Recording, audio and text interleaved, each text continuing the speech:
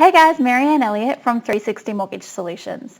Today I wanted to jump on and talk about a common issue I'm seeing in the market at the moment, and that is when the borrowing capacity isn't quite there to meet what someone's looking to buy for. So before we check it out, I do need to remind you that anything I talk about is for education purposes only, and it may not suit your needs. So before you make any decisions, I strongly encourage you speak to the proper specialists to work out what is right for you, and then also consider your own personal circumstances. So with that out of the way, let's get stuck into it. As I said in the intro, it's quite common these days where clients will come to me to find out how much they can borrow with the goal of buying a property around a set value. Most people these days know what the property prices are going for the type of property they're looking at. Unfortunately, what I'm finding is in the market at the moment, their borrowing capacity is not quite enough for them to get the property that they're looking at. And this can be really disheartening, and sometimes it can kind of feel a bit like, well, why bother even saving for a house? Why bother doing anything? I can't afford it anyway. Let's just disregard and continue renting for the rest of our lives. But in all honesty, there may be some options that you haven't considered yet that might help you get across the line. So today I wanted to cover off on a few that I'm using recently in recent applications to help my clients with their borrowing capacity dilemma. So the first one is to consider what we call rent vesting. So that is where our client or my client will continue living wherever it is that they choose to live. It may be close to schools, close to the city, wherever it is that they like living. And then they choose to buy an investment property somewhere else. So most recently, I've had a young client who has purchased a property out in the middle of nowhere that has a great rental yield and a really low buy-in price. The goal for her is for that to eventually get a lot of equity in there so that she can then use that to leverage and buy her own owner-occupied house.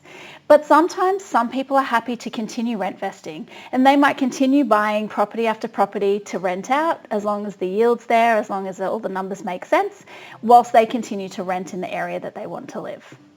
So the pros are the buy-in amount is much less, which means your borrowing capacity can be less. And if you're buying a property that is positively geared, again, get some legal advice, get some accountant advice before you do this, then that can help chip away at the loan much faster to help you build equity so that you can use that equity to buy the next property, wherever that is. So that's rent vesting. The other option a lot of clients are considering is what we call property share. So let's say we have a brother and a sister and they each want to buy a property, but their borrowing capacity is just a little bit short. What we can do is a property share where they both take out a loan to buy the same property.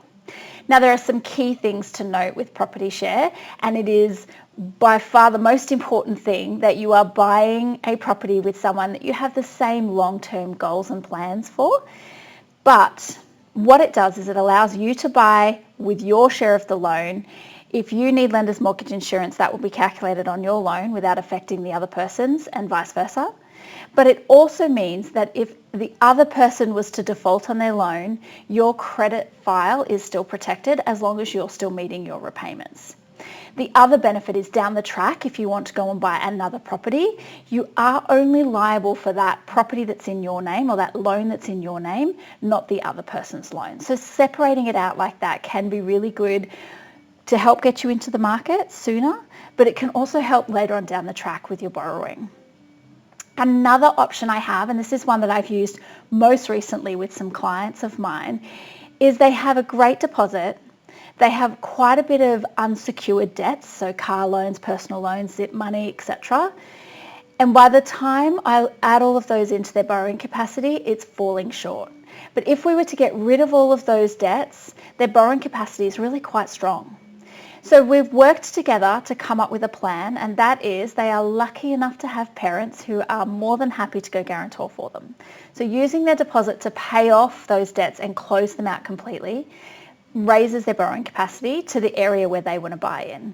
And then using their parents' property as security means they don't need a deposit, and the bank will consider it an 80% loan, which is within policy. So there are 3 different ways that you could consider increasing your borrowing capacity or still getting into the market if your borrowing capacity is falling short. But like I said at the start of the video, the key here is to talk to your mortgage broker, your accountant, and your financial planner to work out what is best for you both in the short term and the long term. We can give you a wealth of knowledge and pros and cons for each option so that you can then start to work towards what suits you and what will help you get into the property market sooner. So as always, if you have any questions, please feel free to pop them in below. Otherwise, I look forward to seeing you next week.